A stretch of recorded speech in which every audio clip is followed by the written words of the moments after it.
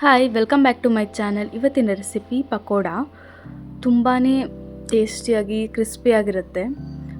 ಬೇಕಾಗಿರೋ ಸಾಮಗ್ರಿಗಳು: ಈರುಳ್ಳಿ ಒಂದು ಅರ್ಧ ಕೆಜಿಯಷ್ಟು ನಾನು ಈ ರೀತಿ ಉದ್ದುದಾಗಿ ಸಣ್ಣಗೆ ಕಟ್ ಮಾಡ್ಕೊಂಡಿದ್ದೀನಿ. ಅದನ್ನೆಲ್ಲ ಸ್ವಲ್ಪ ಬಿಡಿಸ್ಕೊಳ್ಳೋ ಥರ ಮಾಡ್ಕೊಂಡಿದ್ದೀನಿ.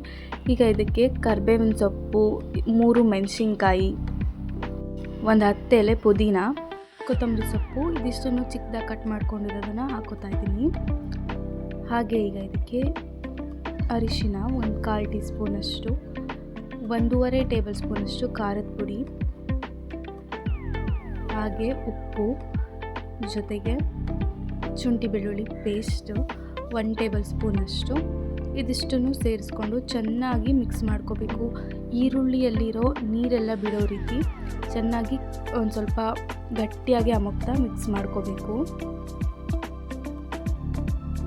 ತುಂಬಾ ಕ್ರಿಸ್ಪಿಯಾಗಿರುತ್ತೆ ಈ ಪಕೋಡ. ಒಂದ್ಸತಿ ಟ್ರೈ ಮಾಡಲೇಬೇಕು ಎಲ್ಲರೂ. ಚೆನ್ನಾಗಿ 1-2 ನಿಮಿಷ ಆ ಥರ ಈ ರೀತಿ ಈರುಳ್ಳಿನ ಮಿಕ್ಸ್ ಮಾಡ್ಕೋಬೇಕು. ನೋಡಿ ಹಿಂಗಾಗಿದೆ.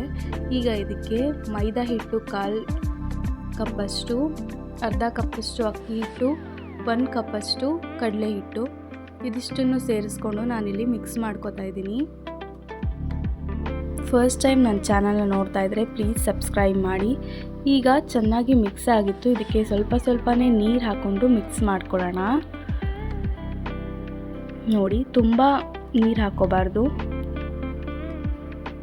ನೋಡಿಕೊಂಡು ಎಷ್ಟು ಬೇಕೋ ಅಷ್ಟು. ನನಗೆ ಇಲ್ಲಿ ಒಂದು ಅರ್ಧ ಗ್ಲಾಸಷ್ಟು ನೀರು ಅಥವಾ ಅರ್ಧಕ್ಕಿಂತ ಸ್ವಲ್ಪ ಕಮ್ಮಿನೇ ನೀರು ಯೂಸ್ ಆಗಿತ್ತು.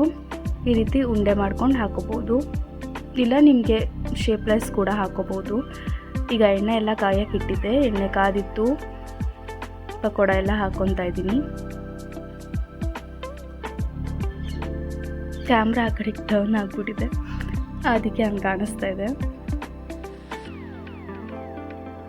ಇದು ಬೇಯೋಕ್ಕೆ ನಾನು ಸ್ವಲ್ಪ ದಪ್ಪದಾಗಿ ಬೋಂಡ ಅಂದರೆ ಪಕೋಡ ಹಾಕ್ಕೊಂಡಿರೋದ್ರಿಂದ, ಬೋಂಡ ಥರ ಹಾಕ್ಕೊಂಡಿರೋದ್ರಿಂದ ಸ್ವಲ್ಪ ಟೈಮ್ ತೊಗೊಳುತ್ತೆ. ಒಂದು 7ರಿಂದ 8 ನಿಮಿಷ ತೊಗೊಂಡಿತ್ತು ನನಗಿದು ಬೇಯೋಕ್ಕೆ. ಎಣ್ಣೆ ಚೆನ್ನಾಗಿ ಕಾದಿರಬೇಕು, ಆವಾಗ ಹಾಕ್ಕೊಳ್ಬೇಕು.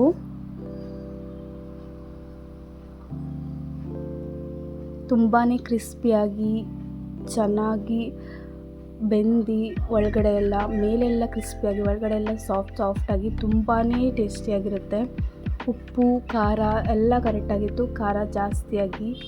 ಈ ಮಳೆ ಸೀಸನ್ಗೆ ಈ ರೀತಿ ಪಕೋಡಗಳು, ಬೋಂಡಗಳು ಎಲ್ಲ ತಿನ್ನಬೇಕಂತ ಅನ್ನಿಸ್ತಾ ಇರುತ್ತೆ. ಒಂದು ಸತಿ ಟ್ರೈ ಮಾಡಿ ನೋಡಿ. ಈ ರೀತಿ ಆಗಿದೆ. ಇದನ್ನು ಮತ್ತೆ ತಿರುಗಿಸ್ಕೊತಾ ಇದ್ದೀನಿ. ಎಲ್ಲ ಕಡೆನೂ ಈರುಳ್ಳಿ ಎಲ್ಲ ಕಲರ್ ಚೇಂಜ್ ಆಗಿದೆಯಾ ಅಂತ ನೋಡಿಕೊಂಡು, ಆಮೇಲೆ ಬೆಂದಿದೆಯಾ ಅಂತ ನೋಡ್ಕೊಂಡು ತೊಗೋತಾ ಇದ್ದೀನಿ. ಈಗ ಬೆಂದಿತ್ತು ನೋಡಿ. ಈಗ ಇದನ್ನೆಲ್ಲ ತೆಕ್ಕೊತಾ ಇದ್ದೀನಿ. ಇನ್ನೊಂದು ಒಬ್ಬೆ ಹಾಕ್ಕೊಂಡಿದ್ದೆ ನೋಡಿ. ಇಷ್ಟೇ, ತುಂಬಾ ಸುಲಭ. ಎಷ್ಟು ಕ್ರಿಸ್ಪಿಯಾಗಿದೆ ನೋಡಿ. Thank you so much for watching.